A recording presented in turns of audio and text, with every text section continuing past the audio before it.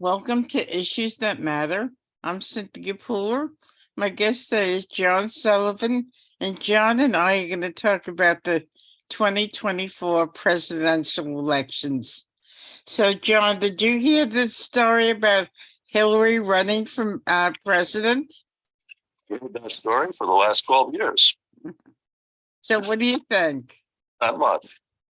Okay. You know, I'm sorry, I'm trying to still get this earphone untangled here, but when I was leaving my job as state Democratic chair, 1996, she called me, and she's, at that time they were talking about her running for Senate, Right. and I said, well, she said, what do you think? And I said, honestly, Mrs. Clinton, I think that you should hold off because what do you know about upstate New York?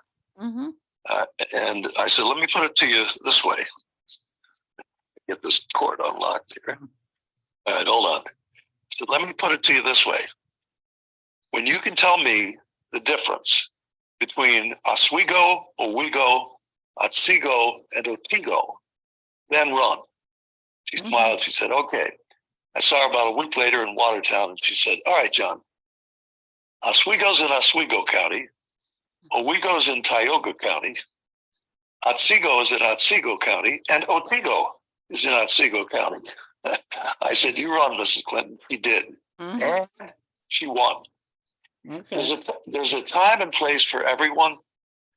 He really could have won the race against Donald Trump if the FBI guy had not come out with all this stuff about their email server and then, recanting that the week before election. He would have won. As it turned out, she won the popular vote by 3 million or something? Mm-hmm. So I think her time to run for president has come and gone. She said that, I think, a year ago, maybe in the fall of last year. She said, absolutely not. She would not be a candidate. And I take her at her word. Okay, now the pundits are saying that Hillary Clinton will be a possible nominee if Joe Biden decides not to run. And if that's the case, they're talking about Kamala Harris. And on the Republican side, the most prominent figure is Donald Trump. So if it came down to a Clinton-Trump matchup, that would spell disaster for the country. And why is this happening? Where is all the new blood? Where's all the fresh ideas? There's none of that going on right now.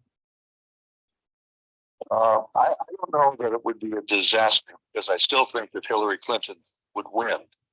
However, there's a lot of time between now and 2024, and there are a lot of cues that are yet to fall, particularly in regard to Mr. Trump.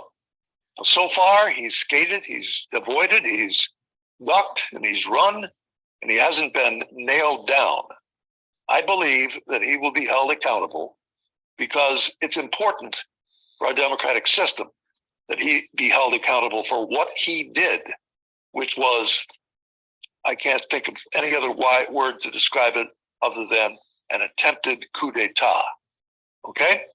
When all of the evidence comes out, when the Justice Department finally gets this act together, when the New York DA smartens up and goes forward with prosecution, there are a lot of shoes that are yet to fall for Mr. Trump.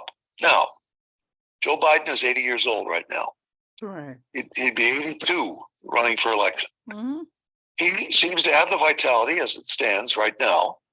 Now, at 86, at the end of his term, I don't know. So it is possible that he could run and serve just a portion of his term and then hand it over to, let's say, Kamala Harris or whoever his vice president is. I say he could run because he's right on the issues. He was really good in his State of the Union address.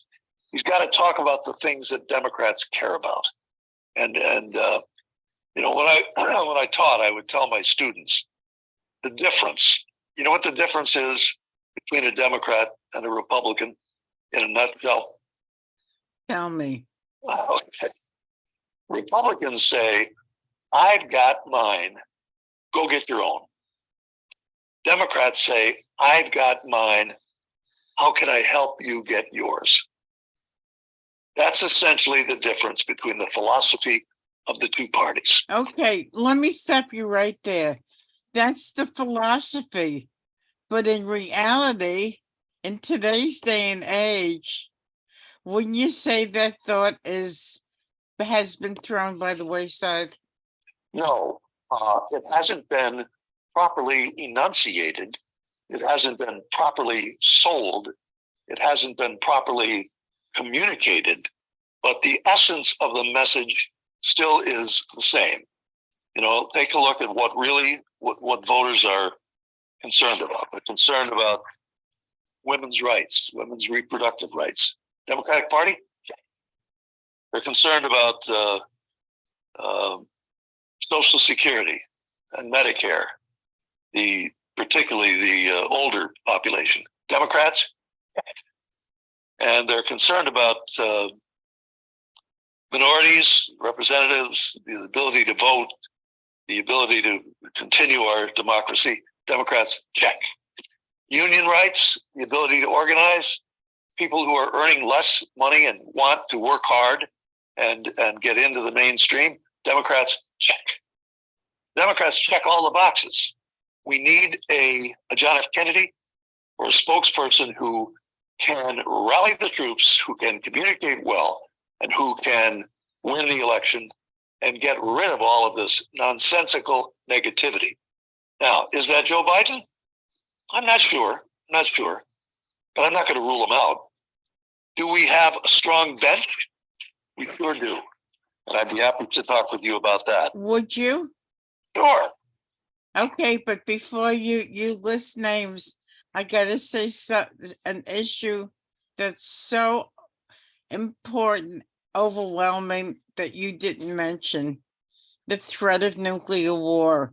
We are on the brink of a nuclear holocaust right now, but nobody seems to be addressing it like they should. I think that's a plus for Joe Biden because he has a kind of seasoned judgment, perhaps more seasoned a judgment than anyone, having been vice president. Certainly, when you compare his judgment in a critical situation with the erratic and responsive judgment of Mr. Trump, there's no question that I'd want Joe Biden with his finger on that button. Now, we have aided Ukraine to the degree that we can. We are sending more aid. It's a delicate balance. How far do you push the Russians? I don't think, unless they're suicidal, that they're going to engage in a nuclear retaliatory action, because that would envelop the whole world. I mean, and Biden, or what's his name? I'm drawing a blank. Soviet Union, Putin. He's a smart enough guy not to cut off his nose to spite his face. And I think his people who surround him would pull his hand back from the button. But who do I want in the event of a confrontation? I want a Kennedy-esque type person with judgment. Joe Biden has judgment. He may not be Jack Kennedy. You know, he's no Jack Kennedy, but he's a seasoned veteran, and he's able to make, I think, reasonable and thoughtful judgments. For example, a Chinese balloon drifts over the United States. Correct. Some of the Republicans are saying, well, we should have shot it down immediately. He said, shoot it down as soon as it's safe to do so. And the generals and everyone decided that was when it got offshore in Carolina. In the meantime, they were able to track what it was that the balloon was doing, analyze what it was, gather information. So I think Biden made the right call. Now, what are all these other balloons coming over and with these other objects? I don't know. Are the North Koreans perhaps testing us? We don't know. But I think that Joe Biden exercised remarkable judgment in handling the first balloon issue the way he did. And I'm comfortable that he can avoid a nuclear confrontation with the Soviet Union. Okay, you were saying that there's a number of people that you would you would be interested in seeing running? Who Yeah. are those people? Well, let's look at the immediate bench Okay. first, the cabinet. Then let's look at the governors. Then maybe look at the senators. Okay. In the immediate cabinet, you have a 41-year-old Secretary of Transportation by the name of Pete Buttigieg. Every time he's on television, he just makes sense. He expresses himself well. He is tempered. He is seasoned. Okay. He's also a veteran. He may be gay, but would the American people hold that against him to the degree they wouldn't vote for him for office, knowing his stellar credentials? I don't think so. I don't think so. So I think he's the youngest of the bunch who is available. And I think that he certainly would be a prominent candidate for consideration. All right, and then we've got Kamala Harris, Vice President.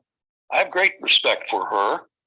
It's a tough job to distinguish yourself as Vice President other than being in the shadow of the president. But she speaks well. I think she has again, seasoned judgment. And I think that she would be, she'd be a formidable candidate. Okay, those are the only two really I can think of right now in the cabinet. Now let's move on to the next tier. That would be governors. Governors what about are the Senate? Well, I'm going to get there. First, we're going to talk about the governors. Okay, let's take the governor of California, Gavin Newsom. He's 55 years old, seasoned, good speaker, Kennedy-esque appearance. Has a little hay down here and there, but he certainly would be somebody who we could consider as the Democratic standard bearer. The governor of Colorado, Jared Polis. He's 48 years old. Well-spoken, measured, another potential candidate. And wait till you hear this, the governor of Kentucky. I particularly like him, Andy Beshear. He is 46, I think, 46. And he has, I think, distinguished himself with his responses to the natural disasters Kentucky has had, with his ability to navigate the Republican side of the ledger in Kentucky and his ability to communicate. I think he'd be a very formidable possible candidate. Well, that's it for the governors. I have one more name for you. You do? Okay. Yep. Andrew Cuomo. Thank you, but no thank you. Not for president. Nope. No, I'm sorry. I still like Andrew. And he has some of the qualities that his dad had in terms of his ability to communicate. But temperament-wise and otherwise, I think he would be a tough sell. And I would rather not, honestly, see his finger on the nuclear button. I don't know why I'm saying that, but I know his temperament, and I think that gets the best of him. There's a really good side to Andrew Cuomo. He really pushes a lot of really good issues. He knows how to navigate the political waters, but sometimes his temperament, his temper gets the better of him. And I would set him aside for that reason. Okay. And I know him. I mean, I've worked for him. Right. So. On the Republican side? I don't even want to think about that. I mean, who are you talking about? The governor of South Carolina, Nikki Haley, I guess. The governor of Florida. Oh my God. Trump Mini, Trump Plus, or whatever he is. Wrong on all the issues. Tillman, another, ringmaster. If he were the Republican nominee, great. Because I think he would show himself up in a heartbeat. Who else are they talking about? I don't know. I don't think much about Trump. The shoe will have dropped by the time he gets serious enough. I am confident of that. No one can last long in politics lying, cheating, and not being straight with the American people.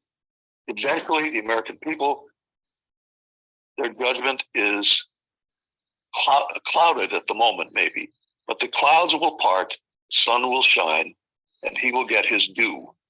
And I hope that's sooner rather than later. But the reason I called you and I wanted to do a show with you is if the talk is Clinton and if the talk is Trump, then we as a country are not looking forward. We're looking backwards. So I'd like to, which is why talk of Trump versus Hillary Clinton is wasted breath. Wasted breath. Okay. Not going to happen. Not going to happen. Not going to happen. No matter what pundit may throw that idea out, they can throw it in the wastebasket because it is not going to happen. Hey, if it does happen, would you come back on issues that matter? I sure would. I'll say mea culpa, mea maxima culpa. Mm-hmm. But Okay. I honestly think that's a fair prognostication on my part. Now, I've been wrong before, but I don't think on this one I am. Okay. So do you think that both parties are backward looking?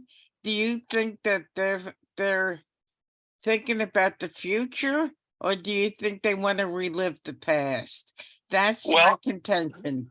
Well, let me put it this way. I think there's a stark difference between the Democratic Party and the Republican Party in terms of embracing the future. Republicans are looking back to Leave It to Beaver, Father Knows Best, maybe Happy Days, I don't know. They're always trying to turn the clock back in terms of the ethnic composition of the United States. They are antipathetic toward integration issues, toward the integration of minorities in the government and elsewhere in society, and refugees and immigrants. This country was built as a result of immigration. My grandparents came here because of the potato famine in Ireland. They came through Ellis Island, okay? I'm here today because America, as Emma Lazarus' poem said, give me your tired, your yearning, I can't even think, yearning masses, yearning to breathe free. Mm-hmm. Send them the tempest tossed to me. I lift my lamp beside the golden door. We still have a golden door. The Republicans are trying to turn that golden door into a bronze lockbox. I don't know where that came from, but there is a distinct difference between the philosophies. Democrats, on the other hand, are comfortable with diversity.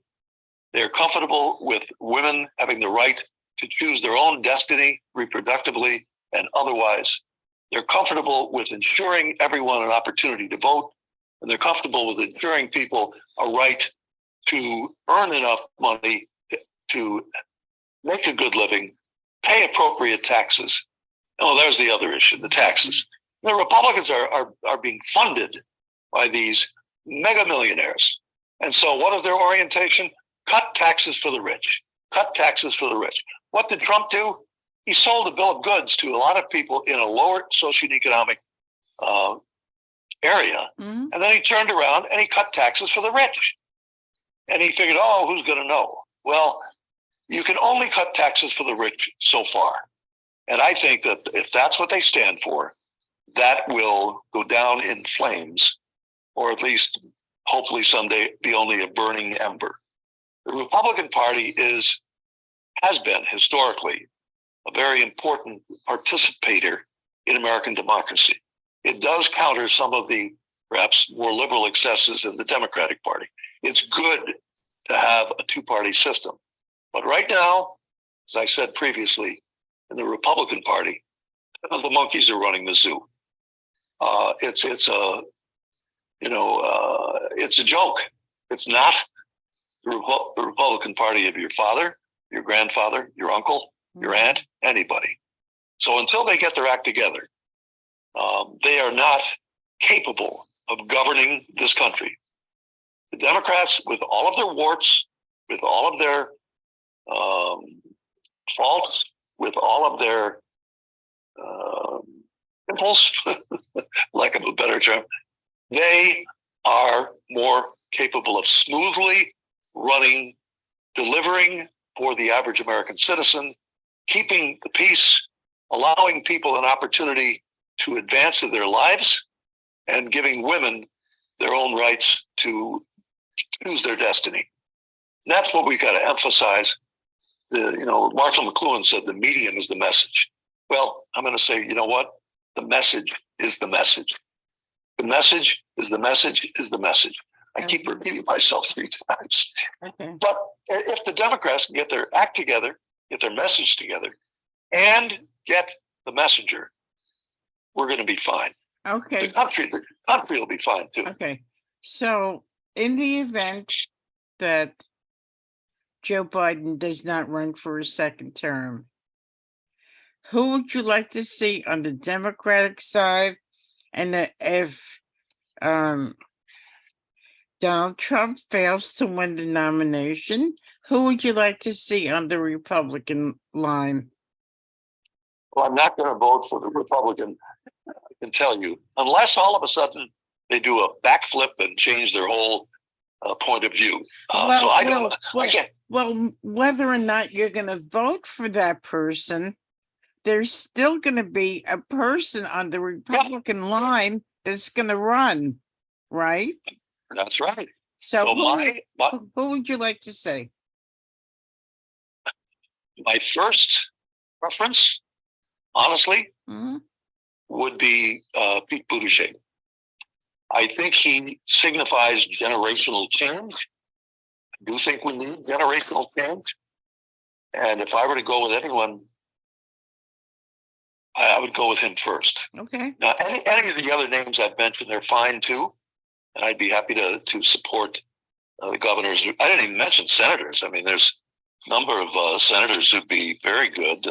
Chris Murphy from Connecticut, Tim Kaine, Governor Gretchen, or the Governor Gretchen Whitmer. I didn't mention her. Senator Amy Klobuchar. There's a lot of talent.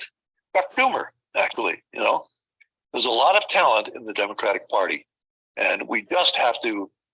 I used to give talks all over the state as Democratic chair. I'd start out by saying, I think it was, I don't know, some old philosopher whose name isn't coming to me immediately, but he said, I don't belong, Will Rogers. He said, I don't belong to any organized party. I'm a Democrat. It's a big tent. And the Republican tent is a much smaller, I won't say teepee yet, but they're not expanding their tent. And we, as the Democratic Party, have expanded our tent. We just need to get the message right. And, meet in the middle with the Republicans. Politics does not work without compromise. I can tell you that from personal experience.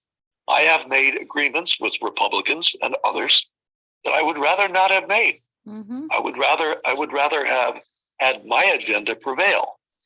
But in order for my agenda to prevail in some other matter, some maybe more important matter, I had to give on what the issue was in front of me that the Republicans wanted.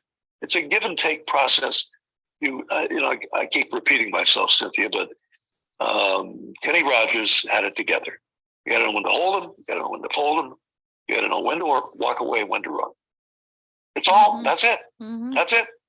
And you got to meet in the middle in politics. That's it. So, we're February 2023. It won't be too much longer before the primary start for 2024. And what do you think of the change in the calendar for the Democrats? Because Iowa and New Hampshire have always been first for so long. What do you think of the changes? I think they're good. Dixville, Notch, New Hampshire does not represent the broader spectrum of the people of the United States.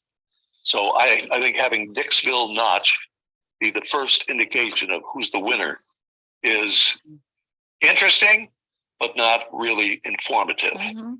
I think New Hampshire, because of its historic firstness, should be still up there, early on in the process.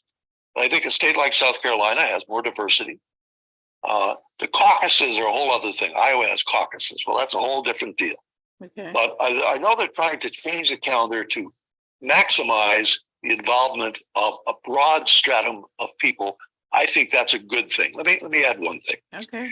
When Howard Dean was the state national chair, he did a marvelous job of trying to emphasize democratic organization in Republican areas, invading the red states, invading the red counties, organizing in those counties, and reducing the Republican advantage. In New York State, when I was chair, we created something called the Democratic Rural Conference. Mhm. That's the 51 counties in New York State with populations under 150,000. We didn't have much say in the Democratic Party.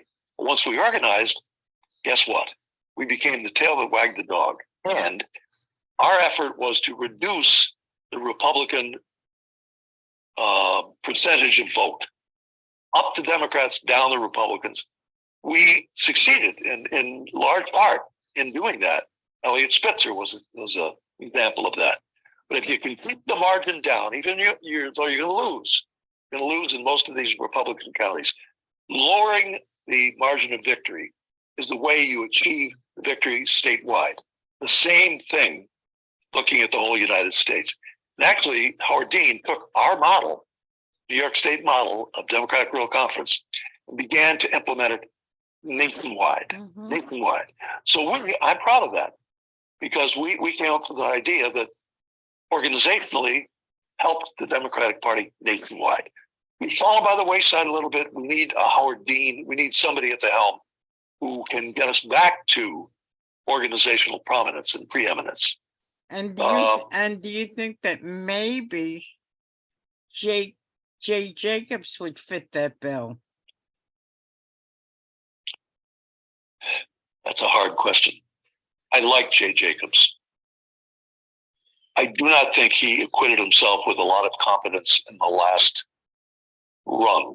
The losses on Long Island, particularly, are a stain on his leadership record. So that said, in normal times, when the Democrats are having their heyday and there's a 60% margin or whatever, fine, Jay Jacobs would be great. But I think in abnormal times, when we've been sold a bill of goods, we need to drill down. We need to get organized on the local level. I don't think that's Jay's strong point. Okay. But I would not oppose him either. I think he has great leadership capability and he could change. He just needs, if he were to be the national chair, he'd have to focus a little differently. I'd be happy to help him, even at my advanced age. Well, for everyone listening who doesn't know who Jay Jacobs is, he's the New York State Democratic chair. Right. So, John, it's going to be an interesting year to see what happens. And it always is, isn't it? Politics is, in many senses, my lifeblood. I'm always watching. I watch way too much news. And I'm always thinking, how am I going to explain this to my students? Except I don't have any students anymore. Right. So I think I'm going to do what you're doing. I'm going to go and create a podcast so I could have a platform. But I appreciate, Cynthia, you giving me this platform and an opportunity to communicate my ideas, however disjointed they may be, however humble, or I've never been known for humility, less than humble they may be. I'm just glad that I have the opportunity to address the issues. And I thank you very much for that. And I look forward to talking to you again as this whole campaign season evolves and as we go into 2024. So you've been listening to John Sullivan, the former New York State Democratic chair. I'm Cynthia Pooler. This is Issues That Matter. And if you like this show, please subscribe to my YouTube channel and pass it on. Thank you, everybody, for listening. Thank you, John. Have a great welcome. day.